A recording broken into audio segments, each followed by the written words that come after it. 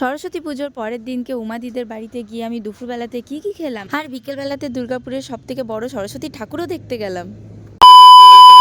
তো হ্যালো সবাইকে, কেমন আছো তোমরা সবাই? জানিও আমি কিন্তু ভীষণ ভালো আছি। চলে এসেছি তোমাদের সাথে নতুন একটা ভিডিও শেয়ার করার জন্য। এই ভিডিওটা হচ্ছে সরস্বতী পুজোর পরের দিনের ভিডিও। আর সরস্বতী পুজোর পরের দিন কিন্তু সিজানও থাকে।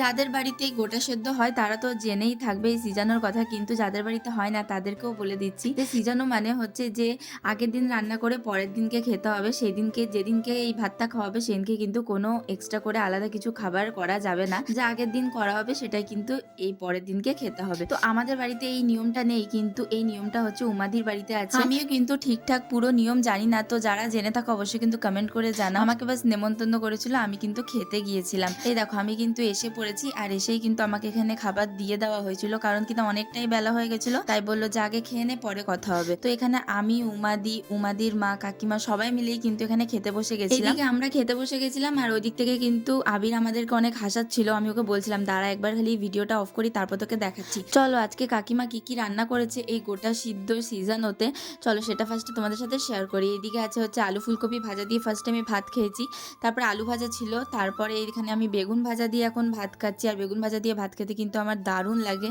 সেটা আশা করি কিন্তু সবারই ভালো লাগে। আর তারপরে এখানে নিয়েছিলাম আমি বাঁধাকপির তরকারি, আর বাঁধাকপিটা কিন্তু মাছের মাথা দিয়ে করেছিল, তাই খেতে কিন্তু অসাধারণ টেস্ট হয়েছিল।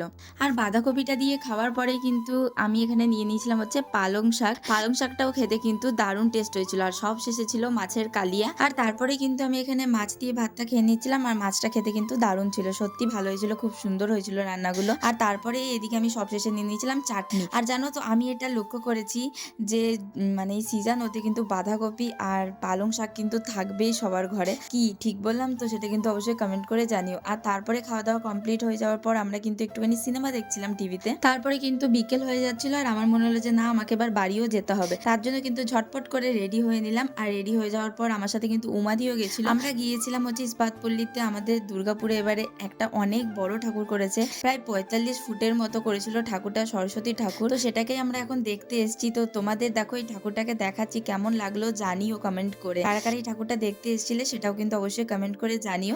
আর তোমাদের আজকের এই ভিডিওটা কেমন লাগলো সেটা কিন্তু অবশ্যই কমেন্ট করে জানাও। আর যদি তোমাদের ভিডিওটা ভালো লেগে থাকে তো like, comment, share and subscribe করে দিও চ্যানেলটাকে। চলো এখনের মতো আসি, আবার পরে কথা হবে, টাটা।